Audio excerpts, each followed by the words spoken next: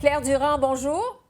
Bonjour. Tous les sondages publiés depuis le début de la campagne électorale montrent que la course est vraiment très, très serrée entre les libéraux et les conservateurs à l'échelle nationale. En fait, on a quasiment l'impression que l'opinion publique ne bouge à peu près pas. Je vous demanderais d'abord, est-ce que c'est une situation exceptionnelle en campagne électorale? Non, c'est pas une situation exceptionnelle que ça ne bouge pas, au début.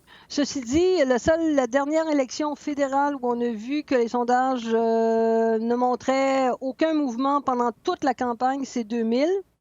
Depuis 2000, dans toutes les campagnes, il y a eu du mouvement. Mais, parfois le mouvement, commence en Ontario et continue au Québec. Parfois, c'est l'inverse.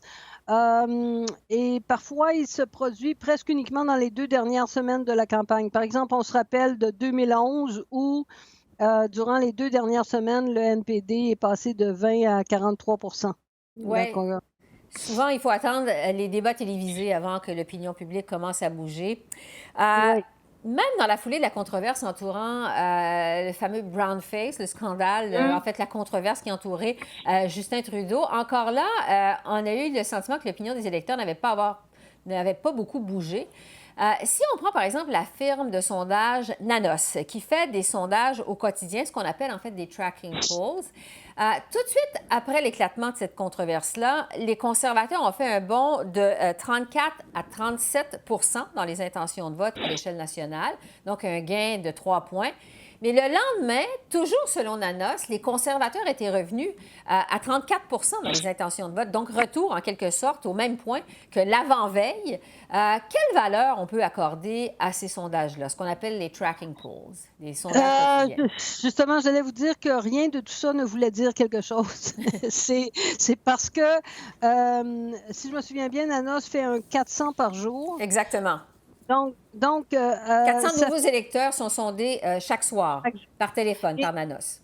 et ça fait toujours en fait, ce genre de sondage-là fait toujours la même chose. Ça fait des vagues, ça fait des espèces d'ondes sismoïdales. Mhm. Où ça monte, ça descend, ça monte, ça descend, parce que dans le fond, chaque chiffre que vous avez est basé sur les 3 derniers jours et il suffit qu'il y ait une journée, avec 400 400, répondants sur l'ensemble du Canada. Vous comprenez que c'est très variable. La marge d'erreur est à peu près à 5 si je me souviens bien. Oui, est à 5. Donc, une variation de 3 points, ça veut mais strictement rien dire, là. Il faudrait que vous ayez une variation de 6-7 points pour que ça veuille dire quelque chose. Et donc, ce que vous êtes en train de Donc, nous dire, c'est que sur une journée, faut prendre ces je m'excuse. résultats-là avec des pincettes, comme dirait l'autre. Il faut de toute façon toujours prendre, les sondages individuels avec des pincettes. Moi, je dis: «Un sondage ne fait pas le printemps». Donc, si vous avez 3 sondages d'affilée qui disent la même chose, vous vous dites: «Ah ben là, il y a peut-être quelque chose qui se passe». Mais un seul sondage, ça veut rien dire. Là, j'ai regardé tous les sondages qui ont été faits depuis l'affaire du brown face et j'en ai une partie qui, donne les conservateurs plus en avance sur le Parti libéral, donc entre 3 et 5 points. Et j'en ai une autre partie, à peu près la moitié, qui donne toujours les conservateurs et le Parti libéral nez à nez. Donc, les sondeurs, d'une certaine manière, s'entendent pas sur ce qui se passe. Et là, je vais essayer d'analyser ça là, dans les prochains jours pour essayer de voir s'il y a des choses qui nous permettent de comprendre ça. Mais il reste que c'est d'ici une semaine qu'on va savoir si vraiment ça a eu un effet ou pas. Donc, il est trop tôt encore pour savoir si vraiment ça a collé dans l'opinion publique des électeurs. Claire Durand, pour l'ensemble des sondages maintenant, quels impacts ils ont sur l'opinion publique au jour le jour? Quand on reçoit comme ça des sondages chaque jour, ça a quel impact sur l'opinion publique? Les sondages vous disent comment pensent les gens qui ne sont pas vos proches. Donc, d'une certaine manière, ça peut être relativement facile de savoir comment pensent les gens autour de nous, mais les gens qui sont autour de nous sont souvent plus similaires à nous. Donc, ce que vous donnent les sondages, c'est ce que aucune autre source ne peut vous donner, c'est de savoir, par exemple, comment pensent les gens de l'Ontario, comment pensent les gens de la Colombie-Britannique, comment pensent les gens de Québec versus ceux de Montréal. Et à partir de ces informations-là, en fait, on sait que les gens qui regardent les sondages sont les gens qui sont les plus intéressés à la politique. Ça peut amener des gens à se questionner, mais c'est juste un élément d'information, si vous voulez. Ça peut aussi les conforter dans leur position. En fait, on s'aperçoit que les gens qui regardent les sondages ont nettement plus tendance à ne pas changer d'opinion, à garder le même parti pour lequel ils avaient l'intention de voter dès le départ. Bon, parlant des électeurs qui ne changent pas d'opinion, les sondeurs nous disent depuis le début de la campagne que le vote dans cette élection-ci est très volatile, c'est-à-dire que les électeurs peuvent changer d'opinion à tout moment, qui ne sont pas vraiment branchés. Est-ce que ça fausse les données des sondages quand l'électorat est volatile? Écoutez, je pense que ça fait déjà un certain nombre d'élections que les sondeurs nous disent que les électeurs sont volatiles. C'est vrai qu'on l'entend souvent. Ceci dit, si j'étais un sondeur, étant donné que je vais prédire le vote, j'aurais tendance à protéger mes arrières d'une certaine manière. Mais est-ce que les gens sont de fait plus volatiles qu'avant? Oui, comme je vous disais, en 2000, c'est la dernière élection où il n'y a pas eu de changement pendant la campagne. Donc, depuis ce temps-là, il y a toujours eu des changements et parfois des changements très importants. Je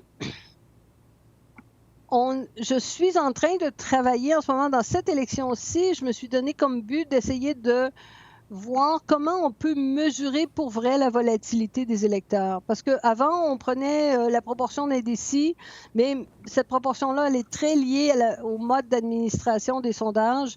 Donc, il y a toutes sortes d'autres informations, dont il y a des gens qui demandent est-ce que votre vote est définitif, d'autres qui demandent si c'est très certain. Il y a la deuxième question qu'on appelle la question de relance qui est posée aussi. Donc, je vais essayer d'analyser ces informations-là pour savoir si on peut avoir des indicateurs plus fiables et de la volatilité des électeurs, si elle change pendant la campagne, d'une part, et si elle change d'une élection à l'autre. Bon, il y a des sondages qui sont faits par web, par Internet. Il y en a d'autres qui sont faits par téléphone. On parlait de Nanos il y a un instant, qui téléphone chaque soir à 400 nouveaux électeurs pour mettre dans sa base de données. Léger fait des sondages par web. Est-ce qu'il y a une différence dans leur efficacité, que ce soit par Internet ou par téléphone? Et il y a Ipsos qui mélange les deux.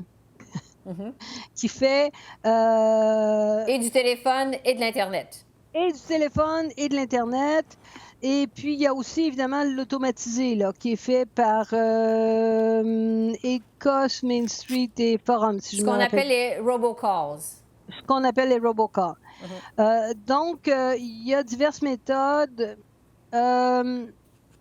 Différence entre les méthodes, pas vraiment. En tout cas, la dernière élection québécoise, vous voyez, il n'y avait pas vraiment de différence entre les méthodes.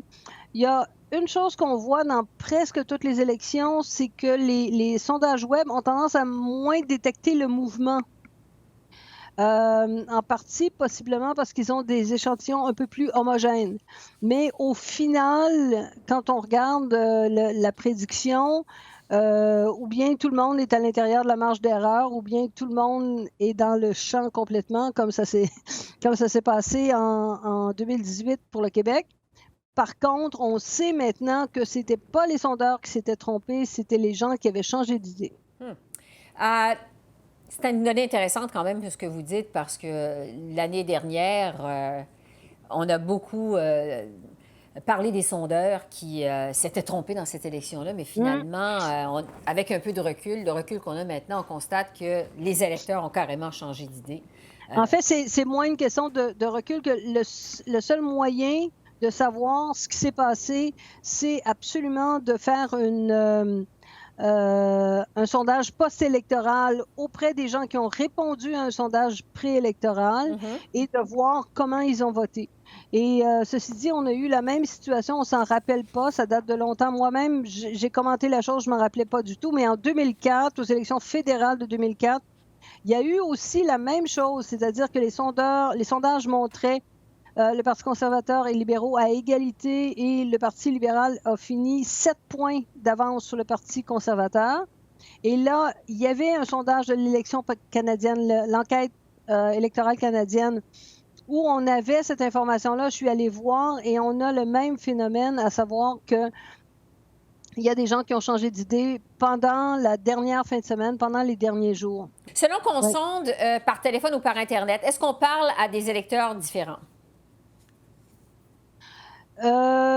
C'est sûr que par téléphone, vous allez avoir plus de facilité à rejoindre les électeurs plus âgés. Par Internet, ceci dit, aussi, contrairement à ce qu'on pourrait penser, les jeunes sont difficiles à rejoindre sur Internet parce que ils ont beaucoup d'occupations, les jeunes.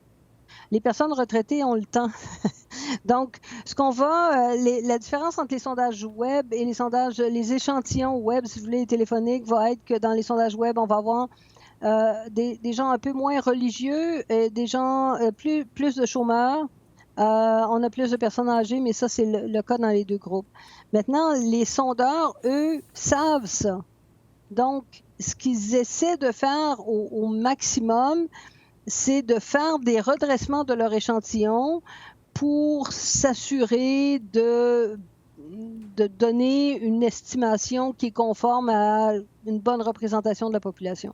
Est-ce qu'on entend des fois des gens dire que les sondages sont biaisés, qu'il y a des questions de sondages qui sont dirigées, qui sont biaisées? Qu'est-ce que vous pouvez nous dire là-dessus? Est-ce que c'est le cas qu'il peut y avoir des sondages qui sont biaisés? Je vous dirais non. Et je vous dis non parce que ce que vous avez en période électorale, c'est la crème des sondages. Pour une raison bien simple, c'est que toutes les firmes de sondage jouent leur crédibilité, leur réputation sur les sondages électoraux parce que c'est le seul moment où on peut comparer les résultats des sondages et la vraie affaire. Donc, tous les sondeurs ont avantage à pouvoir dire qu'ils ont bien estimé le vote et ils vont donc prendre vraiment toutes sortes de méthodes pour essayer, de s'assurer de ne pas avoir de questions biaisées. Il faut dire aussi que maintenant, vous avez accès au questionnaire que les sondeurs utilisent. Donc, c'est assez facile d'aller voir le questionnaire et souvent, pour être sûr de ne pas biaiser, les sondeurs posent la question d'intention de vote dès le début du questionnaire. Donc, assez difficile finalement de biaiser un sondage. Vraiment, on est bombardé de sondages depuis le début de la campagne électorale. Est-ce que vous trouvez qu'il y a trop de sondages en période d'élection? Il n'y en a jamais assez. Il n'y en a jamais assez? Pourquoi? Ce que je veux dire, c'est que ce que la théorie dit, dans le fond, c'est plus vous avez de sondages, plus la moyenne des sondages risque d'être proche de ce qui se passe dans la population. Chaque sondage a certains biais, et si j'ai beaucoup de sondages, je pense que les biais se contrebalancent. Et donc, la moyenne de l'ensemble de mes sondages va donner une très bonne approximation de la population. Donc, autrement dit, plus vous avez de sondages, plus vous réduisez votre marge d'erreur. Plus on se rapproche du portrait réel, de ce qu'il y a dans la réalité. Claire Durand, merci beaucoup de nous avoir éclairés aujourd'hui. Merci. Merci, au revoir. Au revoir.